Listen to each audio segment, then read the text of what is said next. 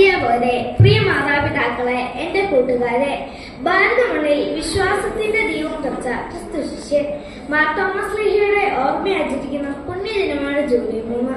തൊട്ടറിഞ്ഞ് വിശ്വസിക്കുവാൻ ആഗ്രഹിച്ചതിന്റെ ഇന്നും കെട്ടുപോവാത്ത വിശ്വാസ സാക്ഷ്യമാണ് നാമും ആയിരിക്കുന്ന എല്ലായിടങ്ങളിലും.